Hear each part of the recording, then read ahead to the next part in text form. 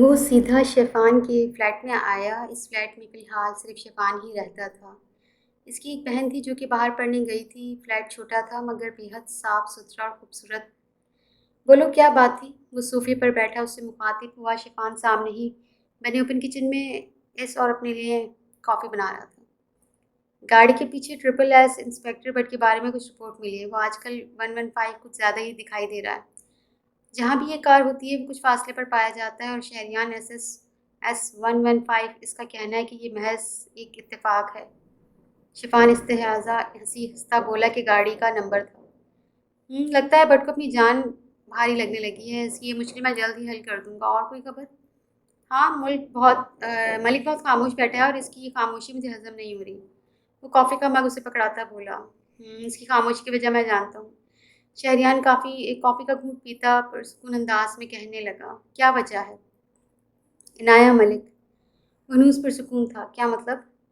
مطلب یہ کہ وہ ملک اب ہمارے خلاف نہیں جائے گا۔ عنایہ ملک اسے ہمارے خلاف نہیں جانے دے گی۔ اس کے انداز پر شفان نے آنکھیں چھوٹی کی اسے دیکھا۔ وہ جانتی ہے تمہاری شادی ہو گئی ہے؟ شاید، اور جان بھی جائے تو اسے فرق نہیں پڑے گا۔ فی الحال وہ صرف میری نظر کرم چاہتی ہے۔ دیکھ لے برو، ایسا ہونا وہ کچھ زیادہ ہی امید لگا کر بیٹھی، اور جس طرح ملک اس کی خوشی میں خاموش بیٹھا ہے اسی طرح وہ اس کی تکلیف میں طوفان کھڑا کر دے۔ شیفان کے پوائنٹ پر اس نے سر ہلایا۔ تو طوفانوں سے لڑنا آتا ہے مجھے، اس میں کندھے اچکائے۔ پھر کیا ارادہ ہے؟ نظر کرم کرنی ہے اس پر؟ دیکھتے ہیں دل کیا تو نے اسے دیکھنے کے بجائے بہتر ہے تو بھابھی کو دیکھیے نہ ہو نایا تیرے سے پہلے ان کے ہاتھ لگ جائے۔ اس کا انداز پر وہ کہا لگا گیا۔ اسے کوئی فرق نہیں پڑتا جس کے ساتھ بھی ہوں میں۔ اس کی ہنسی میں درد تھا جو کہ شیفان نے بخوبی پہچان لیا تھا۔ سب خیریت تو ہے نا؟ اسے میری محبت ہوس لگتی ہے۔ اس نے کرب سے آنکھیں میچ کر کہا کہ اس کے الفاظ پر شیفان نے چونک کر اسے دیکھا۔ واٹ؟ نہیں زحل ایسا نہیں کر سکتی۔ اس نے نفی میں سر ہلایا۔ وہ سب کر سکتی ہے، بہت بدل گئی ہے، لیکن بھول گئی ہے سامنے میں ہوں۔ شہریان شاہ تم پریشان نہ ہو، سب ٹھیک ہو جائے گا۔ ابھی ذرا وہ ابراہیم شاہ کی موت کے صدمے میں ہے، کچھ عرصے میں ٹھیک ہو جائے گی۔ اس نے تسلی دی جس پر وہ کندھے اچکا گیا۔ تم خوش تو ہو نا؟ وہ دونوں ٹیرس پر بیٹھی تھی جب رحل نے اس کی طرف دیکھ کر پوچھا۔ خوش نہیں، حالات کے ساتھ سمجھوتا کر لیا ہے۔ تم سب بھول کیوں نہیں جاتی رحل؟ ایک موقع تو دو، ہو سکتا ہے حالات بدل جائیں، وہ پر امید سی بولی۔ اچھا یہ بتاؤ شہریان بھائی آ رہے ہیں؟ بابا اتنی بار پوچھ چکے ہیں ان کا۔ اس کی طرف سے کوئی جواب نہ ملنے پر وہ پھر سے بات کا آغاز کر گئی۔ پتہ نہیں، وہ بات نہیں کر رہا مجھ سے۔ اس کے چہرے پر ایک سایہ سا آیا۔ اس سے پہلے رحل کوئی جواب دیتی چاچی نے انہیں آواز دی، چلو بھائی بلاوا آ گیا ہے، دونوں ہنس کر نیچے آئیں۔ چلو بیٹا رحل کھانا لگاؤ، میں بھی ہیلپ کروا دیتی ہوں۔ زحل نے آگے بڑھ کر ان سے ٹرے تھامی۔ نہیں بیٹا اب تم مہمان ہو، بیٹھو، مہمان نوازی کے مزے لو۔ رحل نے اسے چھیڑا جس پر وہ رسید کرتی ٹرے اٹھائے ٹیبل پر رکھنے لگی۔ جب اسے مانوس سی خوشبو آئی، ارے شہریان بیٹا آؤ آؤ میرا بچہ۔ عابد صاحب خوشگواری سے اسے خوش آمدید کہہ کر وہ بھی آہستہ آہستہ چل کر اس کے ساتھ آگے آگے۔ عابد صاحب سے ملا، شکر ہے تم آ گئے ورنہ ہم نے ناراض ہو جانا تھا۔ چاچی مسکرا کر بولی۔ آنا تو تھا ہی، آپ کی ناراضگی کیسے برداشت کرتا۔ آؤ کھانا کھاؤ بیٹا، زحل نکال کر دو شہریان کو۔ انہوں نے زحل کو اشارہ کیا جو سر ہلا کر اس کی پلیٹ میں چاول ڈالنے لگی۔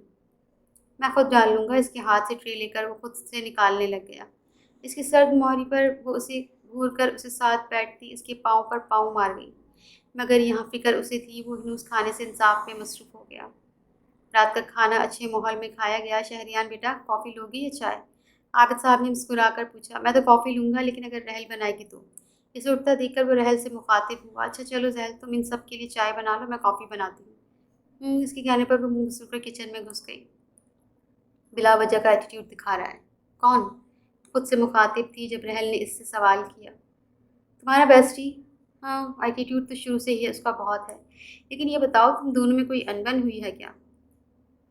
ہم بات ہی کب کرتے ہیں، جب بھی ہوتی ہے لڑائی ہی ہوتی ہے۔ اس نے کندھے اچکائے۔ یہ بھی صحیح ہے، رحل مصروف سی بولی کہ اس سے کافی بناتے دیکھ اس کے ذہن میں ایک آئیڈیا آیا۔ رکو، یہ کافی میں بناتی ہوں، تم چائے نکال لینا۔ اس کے کہنے پر وہ سر ہلا گئی۔ کچھ دیر میں وہ دونوں چائے اور کافی ڈرائنگ روم میں لے کر بیٹھ گئی۔ اور آج کل کیا چل رہا ہے شہریان؟ عابد صاحب نے پھر سے بات کا آغاز کیا۔ بس آفس اور کچھ نہیں۔ اس کے شفاف جھوٹ پر زحل نے نظریں پھیر کر اسے دیکھا۔ چھوٹا ڈان کہیں کا، کچھ کہا اس کے برابر اس پر بڑبڑانے پر شہریان نے سرگوشی کی۔ اس کے سپاٹ انداز پر وہ لب و لہجہ بیچ کر رہ گئی۔ اتنے ٹائم میں وہ اب سے مخاطب ہوا تھا، اور وہ بھی اسی انداز میں۔ کافی بہت اچھی ہے رحل۔ وہ کافی گھونٹ کر اس کی طرف دیکھتا تپا دینے والی مسکراہٹ سے بولا، جی کیونکہ یہ آپ کے وائف نے جو بنائی ہے۔ اس کی روانگی میں کہنے سے اسے زوردار پھندا لگا، جس پر زہر بمشکل اپنی ہنسی کا گلا گھونٹ گئی۔ اب کے زحل کی نظریں اسے تپا دینے والی لگی، جن میں خوشی کی چمک سی تھی۔ چلیں میں چلتا ہوں۔ کچھ دیر بات چیت کے بعد وہ کھڑا ہوا۔ آج تم دونوں یہیں رک جاؤ، عابد صاحب نے محبت پاش انداز میں بولے۔ نہیں انکل، مجھے صبح آفس کے لیے مشکل ہو جائے گی۔ اس کی بات جاری تھی جب دروازہ نوک ہوا۔ ان چاروں نے دروازے کی جانب دیکھا، جہاں سے وہ تینوں نفوس مسکراتے ہوئے اندر داخل ہوئے۔ السلام علیکم، ان کے پرجوش آواز سے سبھی خوشگواری سے اٹھے۔ تم دونوں نمونے کہاں سے آ گئے؟ شہریان نے گھور کر انہیں دیکھا۔ بس ہمیں خبر ملی کہ یہاں مزے ہو رہے ہیں تو آ گئے۔ عازل اور شفان اس کے گلے لگتے بولے کہ یشوا زحل سے مل کر اب رحل سے مل رہی تھی، اور یہ خبریں تمہیں ضرور اس رپورٹر نے دی ہوگی نا؟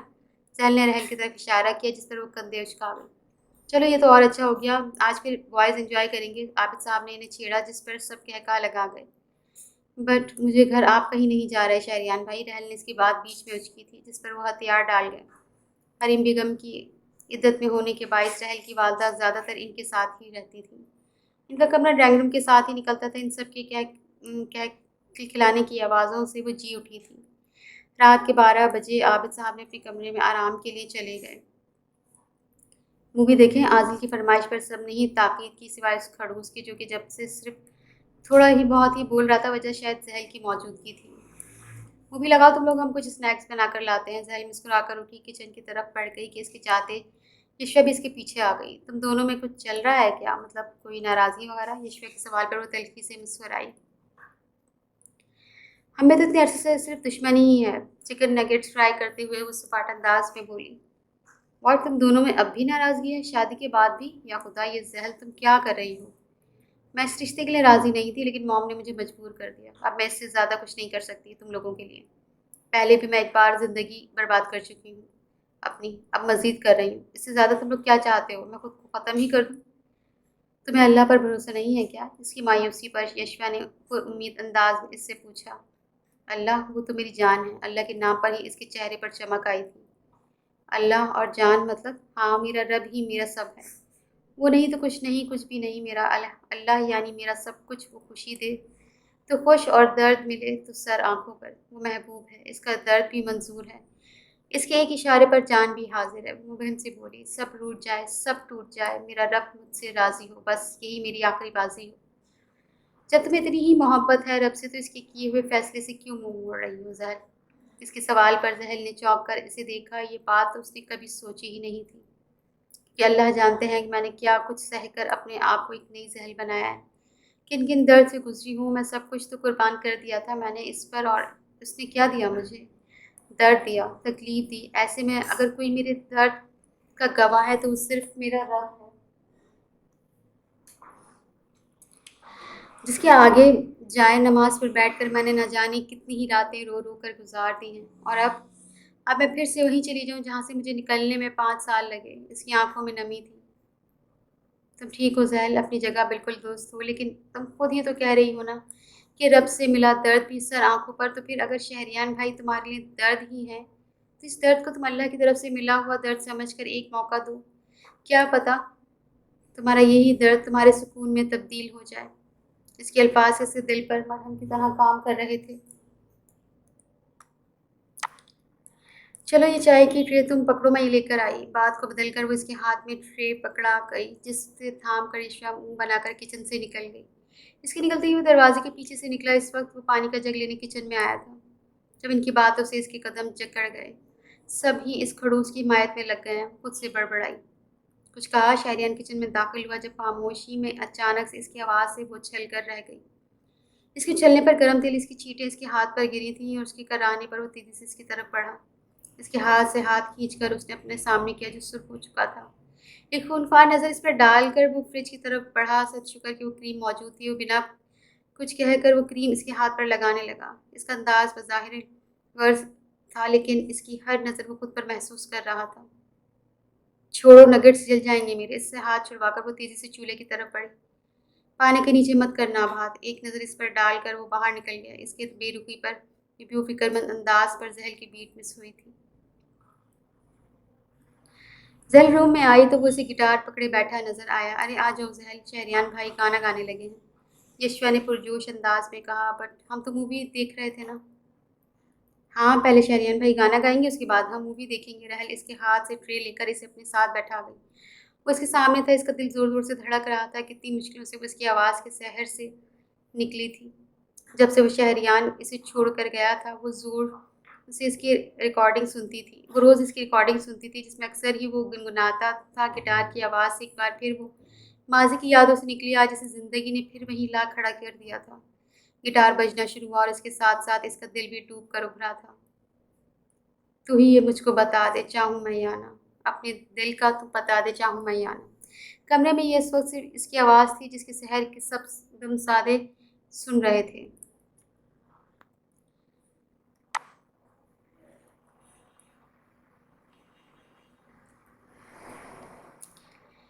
ایسے کبھی پہلے ہوئی نہ تھی خواہشیں، کسی سے ملنے کی نہ تھی کوششیں، الجھنیں میری سلجھا دے، چاہوں میں یا نہ، آنکھوں میں آنکھیں میں جتا دے، چاہوں میں یا نہ۔ گٹار کی آواز کے ساتھ اس کی آواز بھی بند ہوئی، جس سے وہ لمحے میں ہوش میں لوٹی تھی۔ واہ برو، تسی چھا گئے ہو، شفان نے اسے داد دی، جس پر وہ سر کو کم دے گیا۔ آج کافی عرصے بعد اس نے کوئی گانا گایا تھا۔ مووی دیکھیں؟ سب اس کو داد دینے میں مصروف تھے، جب وہ بلند آواز میں مخاطب ہوئی۔ ہاں ہاں لگاؤ مووی۔ زحل تم ادھر آ جاؤ ذرا۔ عادل نے اسے اشارہ کیا، اور اس وقت وہ رحل اور یشوا کے بیچ میں تھی۔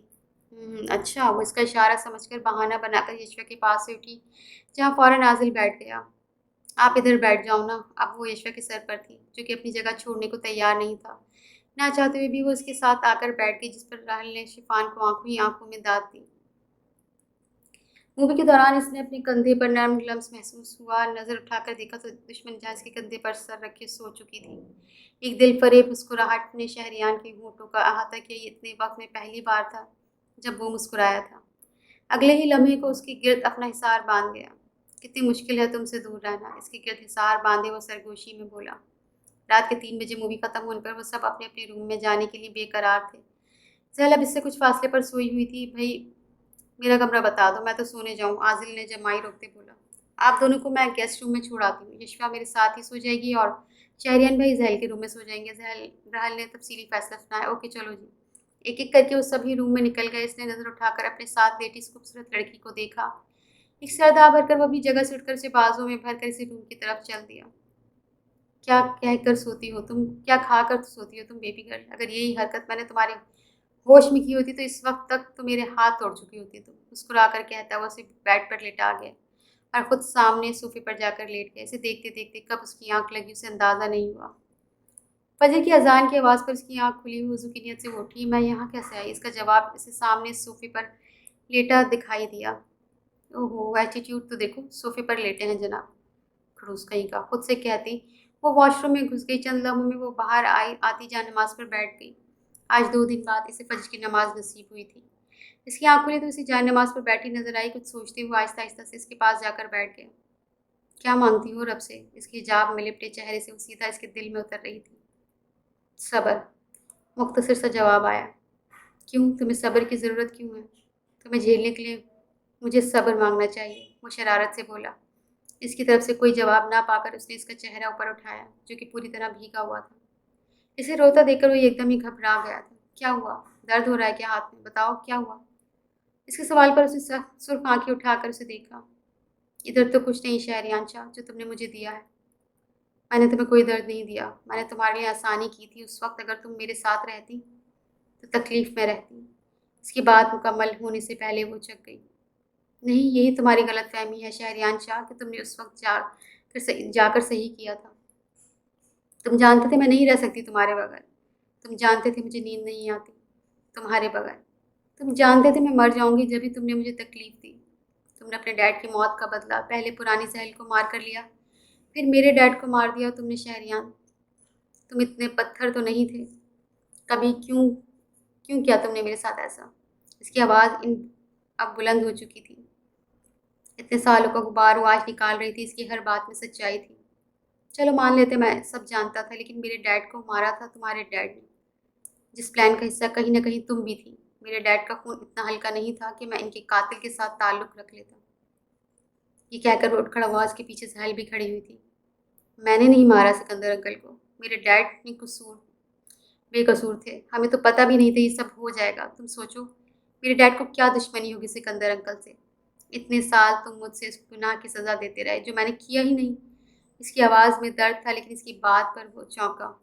اور تم تو خود گناہ پر گناہ کر رہے تھے۔ صاف صاف بولو نا کہ تم مجھے چھوڑ کر جانا چاہتے تھے تاکہ تم لڑکیوں کے ساتھ انجوائمنٹ کر سکو۔ اس کی بات پر وہ قدموں کے بل پلٹا۔ اور مت بھول، انہوں نے تجھے اس لڑکی کے ساتھ بھی سنا تھا۔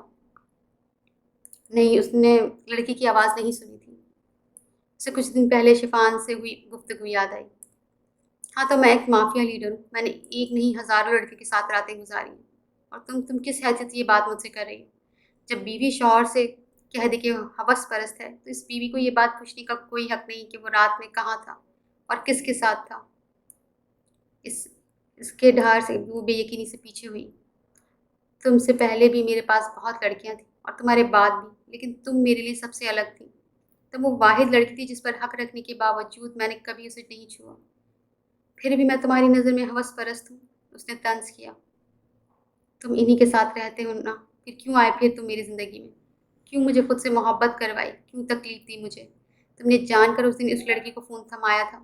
تم جانتے تھے میں پوزیسو ہوں۔ اس کا سانس اکھڑنا شروع ہوا جس پر وہ چونک کر اس کی طرف متوجہ ہوا۔ پانی شٹ، اس کی کپاہٹ کو تیزی سے جگ سے پانی نکال کر اسے پلانے لگا۔ تم نے کیوں کیا ایسا؟ میں نے کتنی محبت کی تھی تم سے۔ میرے ڈیڈ بے قصور تھے، تم نے انہیں مار دیا۔ وہ ہچکیوں کے بیچ میں بولی۔ میں نے نہیں مارا تمہارے ڈیڈ کو سہیل۔ ہاں میں نے مارنا تھا لیکن میرے سے پہلے ہی انہیں کسی اور نے شوٹ کر دیا۔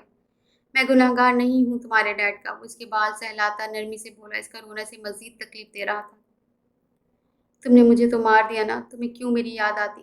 تمہارے پاس تو بہت سے لوگ تھے، میں تو اکیلی تھی، مجھے ضرورت تھی تمہاری۔ تم نے جان بوجھ کر مجھے چھوڑا۔ میں نے پورے 1 سال تک تمہیں روز کال کی کیونکہ مجھے تمہارے بغیر نیند نہیں آتی تھی، لیکن تم نے میری ایک کال تک نہیں اٹھائی۔ میں روز اسی جائے نماز پر روتے روتے سو جایا کرتی تھی۔ تم اس کی سسکی سے نکلی جس پر وہ بے اختیار اسے حصار میں لے گیا۔ چپ، اس کی باتوں میں آج پہلی بار شہریان کو اپنی غلطی کا احساس ہوا تھا۔ وہ صحیح تو کہہ رہی تھی، اس نے ختم ہی تو کر دیا تھا اس معصوم سی لڑکی کو۔ وہ سب جان کر بدلے کی آگ میں اس حد تک نکل گیا کہ اسے اس لڑکی کی تکلیف کا احساس ہی نہیں ہوا۔ اس سے دوری کی تکلیف میں وہ روز ہی جلتا تھا۔ اسے بھولنے کے چکر میں وہ کتنی ہی رات تک بار میں بیٹھا رہتا۔ کئی بار لڑکیوں کے آفر پر وہ ان کے ساتھ ٹائم گزار چکا تھا، لیکن اسے بھلانے کے بجائے ہر بار اس کی کمی محسوس ہو جاتی تھی۔ اس کی نظر میں زحل شہریان شاہ اس کے ڈیڈ کے قاتل کی بیٹی رہ گئی تھی۔ اس کے سار میں آتے ہی وہ ہوش سے بیگانہ ہو گئی تھی۔ اسے یہ پینک اٹیک اکثر ہی ہو جاتا تھا، لیکن شہریان کے سامنے یہ پہلی بار تھا۔ اس کی تکلیف محسوس کر کے وہ نم آنکھوں سے اس کی پیشانی پر لب رکھ گیا۔ I am sorry baby girl, میرا وعدہ ہے تم سے، یہ میری طرف سے ملنے والی آخری تکلیف ہوگی تمہیں۔ اسے بیڈ پر لٹانے کے بعد وہ بھاری قدموں سے باہر آتا۔ سگریٹ لبوں سے لگا گیا، اس کے ذہن میں بہت کچھ گردش کر رہا تھا۔ سلام بھائی، اسے ٹیرس پہ کھڑا دیکھ شفان اس کے پاس آیا۔ سویا نہیں؟ سویا تھا، فجر پڑھنے اٹھا ہوں۔ تمہیں کیا ہوا؟ اس نے اس کے چہرے کا تفصیل جائزہ لیا۔ ڈیڈ کو سہیل اور ابراہیم شاہ نے قتل نہیں کیا؟ اسے اپنی آواز کسی کھائی سے آتی سنائی دی۔ اور اس بات پر تم نے یقین کیسے کیا؟ یشوان کو کھٹکا سا ہوا۔ میں نے اسے اکسایا، لیکن جب بھی اس کے لبوں پر بس یہی تھا کہ وہ بے گناہ ہے۔ میں نے اس کا ٹریگر پوائنٹ دبایا۔ اس میں بھی اس کی صرف ایک ہی بات تھی کہ وہ اور ابراہیم شاہ بے گناہ ہیں۔ اور اس کا ٹریگر پوائنٹ کیا تھا؟ شفان نے آئی برو جھکائی۔ میں نے اسے کہا کہ میں بہت سی لڑکیوں کے ساتھ راتیں گزار چکا ہوں۔ اس کے بتانے پر شفان نے بے یقینی سے اسے دیکھا۔ تم نے پھر وہی کیا شاہ، وہ تمہیں کبھی معاف نہیں کرے گی۔ ایک بار پہلے بھی تو نے یہی کیا تھا، میں نے جب بھی روکا تھا۔ اور اس کے اور بھی بہت سے طریقے ہیں۔ تم اس کا ٹریگر پوائنٹ صرف یہی ہے؟ مجھے لے کر پوزیسو تھی۔ میں جانتا تھا جب میں اس کی ڈوبتی رب پر ہاتھ رکھوں گا وہ صرف جب ہی سچ بولے گی۔ اور اس نے بول دیا۔ اس نے شفان کی بات کو بیچ میں کٹ کر گفتگو جاری کی۔ وہ یہ سچ تو 6 سال سے بول رہی تھی، لیکن تمہیں یقین اب آیا؟ جانتے بھی ہو شہریان، اس حرکت سے تم اس کا بھروسہ خود پر سے اٹھا چکے ہو۔ اس نے اسے آئینے میں دیکھا۔ میرے پاس اور کوئی راستہ نہیں تھا، مجھے اپنے ڈیڈ کے قاتلوں کا پتہ لگانا تھا، اور جسے میں نے قاتل سمجھا وہ اصل میں مظلوم تھی۔ میں 6 سال اس معصوم کو سزا دیتا رہا، تم نے اب بھی اسے سزا ہی دی ہے، ایک ایسا جھوٹ بول کر جب اگر تم جھوٹ ثابت بھی کرو گے تو وہ کبھی تمہارا یقین نہیں کرے گی۔ یہ سب حربے بہتر تھا کہ تم اپنے مافیا ورلڈ میں استعمال کرتے۔ اب بھگتو شیفان آگ بگولا ہو کر وہاں سے نکل گیا۔ یہ شہریان کا اسپیشل سائن ہے، اسے جب بھی کسی سے کچھ اگلوانا ہوتا تھا، یہ سچ نکلوانا ہوتا تھا، وہ ہمیشہ اس شخص کا ٹریگر پوائنٹ دباتا تھا، اس کی دکھتی رگ پر ہاتھ رکھتا اور زحل کی دفاع میں اس کے ٹریگر پوائنٹ اسے کسی لڑکی کے ساتھ دیکھنا تھا۔ نکاح کے بعد اکثر ہی وہ شہریان کی طرف سے کسی لڑکی کو دیکھتا پاتی تو اسے وہی کھڑی کھڑی سنا دیتی۔ اس کے ڈیڈ کے قتل کے بعد جب وہ کینیڈا واپس گیا تھا، زحل کی کال اسے روز ہی آتی تھی، جنہیں وہ جبر کر کے بند کر دیتا تھا۔ اس کی نظر میں زحل ابراہیم چاپ اس کے باپ کی موت کے ذمہ دار تھی۔ اس کے ڈیڈ ہی تو تھے جو اسے اس دنیا میں سب سے عزیز تھے۔ اس کے بعد زحل شاہ اس کی زندگی میں آئی تھی، لیکن اس کے آتے ہی شہریان سے اس کا اکلوتا مخلص رشتہ بھی چھوٹ گیا تھا، کیونکہ اس نے خود ابراہیم شاہ کو سکندر شاہ پر گولی چلاتے دیکھا تھا۔ اس کے ڈیڈ کا خون اس کی محبت پر حاوی تھا، جس کے باعث ایک دن جھنجھلا کر اس نے کسی لڑکی کو پیسے دے کر اپنا خون تھمایا تھا، لیکن اس کی نظر میں خون بہت جلدی بند ہو گیا تھا، جس کے باعث اسے صحیح سے کلیئر نہیں ہوا تھا کہ زحل نے اس لڑکی کی آواز سنی بھی تھی یا نہیں۔ لیکن اس کے بعد کبھی اس کی کال نہیں آئی تھی، جس پر وہ بے چین رہنے لگا تھا۔ روز کال آنے سے اسے کہیں نہ کہیں سکون سا ملتا تھا، لیکن پھر کالز بند ہونے پر وہ عموماً ہی غصے اور بے چینی میں رہتا۔ وہ کینیڈا کے مافیا ورلڈ کا ہیڈ جانا جاتا تھا، اسے اس فیلڈ میں سکندر شاہ لائے تھے، لیکن کچھ ہی عرصے میں شہریان ان سے بھی زیادہ آگے نکل گئے، جس کے باعث اسے کنگ شاہ کہا جاتا تھا۔ سکندر شاہ مافیا ورلڈ میں ملبوس ضرور تھے، لیکن انہوں نے کبھی شراب نوشی نہیں کی تھی، نہ ہی کبھی کسی غلط کام میں ملبوس ہوئے۔ وہ ہمیشہ غلط لوگوں کو سیدھا کرنے میں پائے جاتے تھے، چاہے اس کا انداز اچھا ہو یا برا، وہ ہر لحاظ سے مقابل کو زیر کرتے تھے۔ یہی وجہ تھی کہ شہریان نے ان کی زندگی میں کبھی شراب کو ہاتھ تک نہیں لگایا تھا۔ وقت کا کھیل تھا، یہ شیطان کی چال۔ ایک دن اس بے چینی میں اس کے ایک پارٹنر نے شراب اس کے منہ سے لگائی تھی، اس کے بعد شراب اس کے لیے پانی کا کام کرنے لگی۔ وہ کہتے ہیں نا کہ غلط کام کرنے سے ہزاروں غلط کاموں کا راستہ کھل جاتا ہے۔ نہ جانے کتنی ہی راتیں اس نے بار میں بیٹھ کر شراب کے ساتھ زحل کی یادوں سے لڑتے ہوئے گزاری تھی۔ اکثر کچھ لڑکیوں نے اسے قسم کی آفر کروائی، جنہیں وہ زحل کو بلانے کا سوچ کر قبول کر لیتا، مگر ہر بار ان کے قریب جا کر اس سامنے اس معصوم بیبی گرل آ جاتی، جس سے ایک جھٹکے سے ہوش میں آ کر واپس مڑ جاتا۔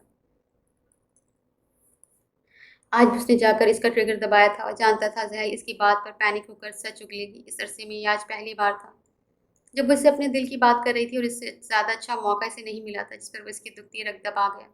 وہ جانتا تھا آج شہریان شاہ زحل ابراہیم شاہ کی نظر میں گر گیا ہے، لیکن اسے ایک تسلی تھی، اس کے بے گناہ ہونے کی۔ ابراہیم صاحب کے ڈیتھ کے بعد اس کیس میں دلچسپی بڑھی تھی، اس کے ذہن میں ایک اور پہلو دیکھنا شروع کر دیا تھا، جس پر اسے 6 سالوں میں نظر نہیں ڈالی تھی، اور اب اسے بس ایک چیز دیکھنی تھی، اپنے ڈیڈ کا اصل قاتل۔ I am sorry baby girl, یہ آخری تکلیف تھی جو میں نے تمہیں دی ہے۔ میں جانتا ہوں تمہیں اس سب سے نکلنے میں ٹائم لگے گا، میں جانتی ہوں میں تمہاری نظر میں ایک زانی بن گیا ہوں، لیکن یہ ضروری تھا، بہت جلد کوئی رازوں سے پردہ اٹھے گا اور پھر ہم ایک نئی دنیا آباد کریں گے۔ خود کو حوصلہ دے کر وہ بچی ہوئی سگریٹ مسلتا باہر نکل گیا۔